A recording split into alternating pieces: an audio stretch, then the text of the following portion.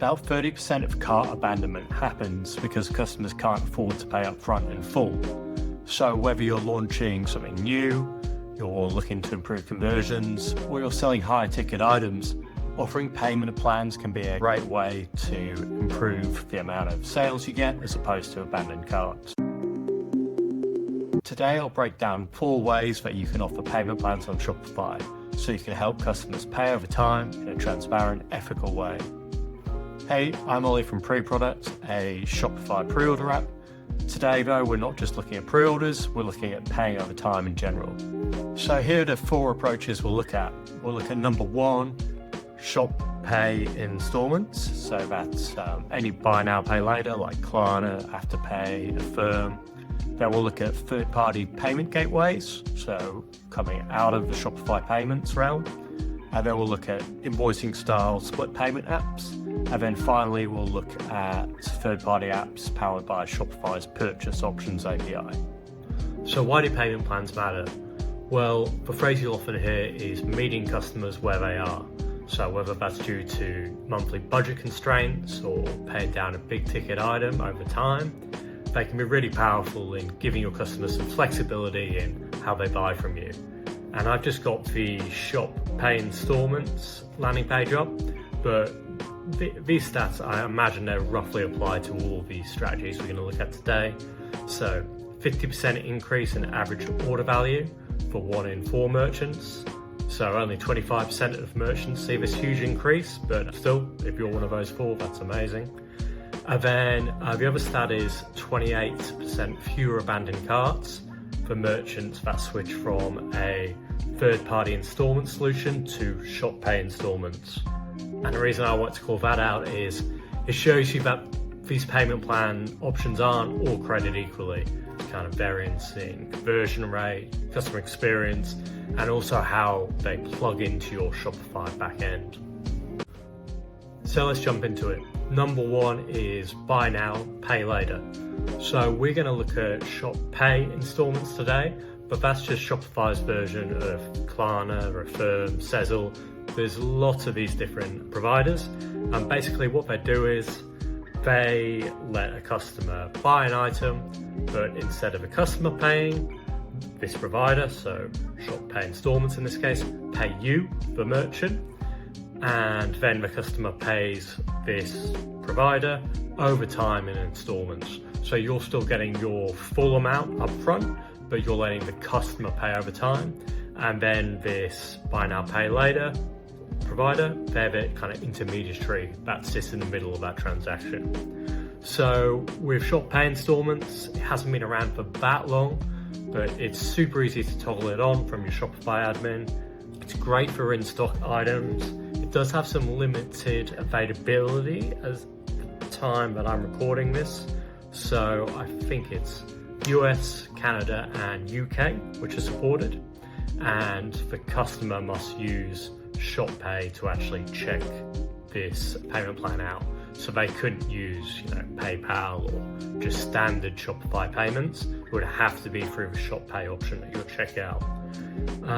Why wouldn't you use it? Well, if you're not eligible, that's one reason. If any other reason is if it's going to be a long lead time before the product's available to ship to customers. So if it's like a pre-order scenario, which we'll cover later, then it makes no sense to introduce this intermediary to a transaction. It's better to just ship later and have a customer pay you directly over time. But that's buy now, pay later. Number 2 is third-party payment gateways. So this is when instead of using Shopify payments or one of the kind of first-party checkout solutions, you break out of that and you use a third-party app that's built on someone like Stripe or Authorize.net. So I've got up the panfan.co website, and they're one of these providers. Great thing about them is they can offer maximum flexibility, so they can build all of this payment logic with Stripe's API or the equivalent of, meaning that you're really not kind of part of these usual limits. So for example, a lot of the buy now, pay later providers, if they have a set amount of installments, maybe it's like 4 installments, that's a common one you see. With Payfin or equivalent provider, You can really break that out into letting the customer choose, or you can offer specific plans that you've set out ahead of time. So flexibility is really their strength. Why wouldn't you use them? Is it breaks out of Shopify's native checkout flow, and that has all kinds of repercussions in terms of discount codes, shipping, making sure the orders are pushed into your Shopify admin correctly.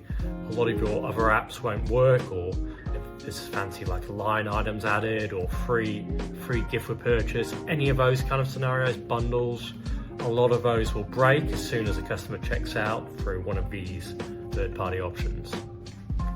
Number 3 is third-party apps powered by draft orders. So what draft orders are is effectively an invoice that you send to the customer, usually over email, and then the customer will pay that invoice manually, and then that payment will come into your Shopify account. So they're definitely one step above third-party payment gateways, as it's a Shopify native technology, draft orders, and they've also got great compatibility on payment providers that plug into your Shopify account. So they're super compatible, and Shopify draft orders have been around for a long time, so it's very stable.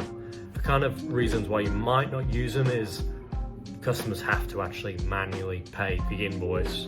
So you'll see these kind of setups often with B2B or wholesaling stores, where it's less of a kind of B2C setup. And number 4 is third-party apps that use Shopify's purchase options API. So this is commonly used by pre-order and subscriptions apps. So the pre-order app that I work on, Pre-Product, we use it, and it's really good. Well, this whole category is really good for products that aren't going to be ready to ship yet anyway.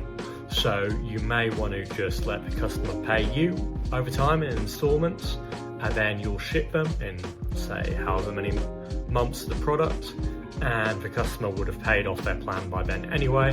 So the payment is due and the order is due roughly the same time. So that's where they're great for, and why I would reach for this option if you could is, like over the previous one, is it uses vaulted card technology. So Shopify is actually going to vault the customer's card at checkout, and then you can trigger charges against that card at will, or however your app lets you schedule these charges. And that means the customer's not paying an invoice, there's no manual kind of burden put on them, they just accept it once at checkout, and then you trigger these charges over time. The other advantage is it uses your Shopify native checkout and your Shopify native flow, so there's no surprises there. Yeah, so why might you not use this? If you're not using pre-orders, also multi-step plans, as we call them at Pre-Product, they're only supported by Shopify Plus currently. So what is supported today is charging a deposit up front and then a final outstanding payment, so 2 charges. Anything more than that, using vaulted card, you'll have to have a Shopify Plus store to access. Cool, so that was all 4 options. When would you use each one? So Shopify Pay Installments, so buy now, pay later. If you're in one of those 3 eligible countries, use Shop Pay Installments. Apparently it's the best one, according to them. If not, you can use Klarna or Afterpay, one of those options. And these are great for in-stock products, and also if you're happy with that kind of strict schedule of payments. Number 2 is gateway apps, so third-party payment gateways. And if you really want a full custom schedule, so the opposite of the one we just talked about, the NPL, and you don't mind breaking out of Shopify's native checkout flow. Number 3 was invoicing apps, so great for kind of high-touch orders, so B2B, wholesale, when you don't mind scheduling or manually sending email invoices to your customers.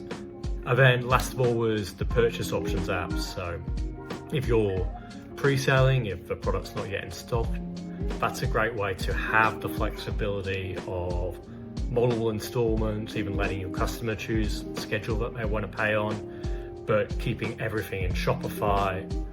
And just a note on staying compliant and ethical while you're offering payment plans. Number 1, make sure you've got some great customer messaging on your product, cart and checkout pages. around how customers are going to be charged and how often, as well as how much. That's really important. Number 2 is be mindful about your cancellation flows. Have you got a way for customers to cancel? Is this serviced in your Shopify order status page, a customer portal, or is it through a third-party BNPL provider? And of course, I've got to mention pre-product. So if number 4, the vaulted card, pre-order, kind of charge later scenario resonates with you, we released payment plans about a month ago now, maybe a bit longer, so they're quite new for us.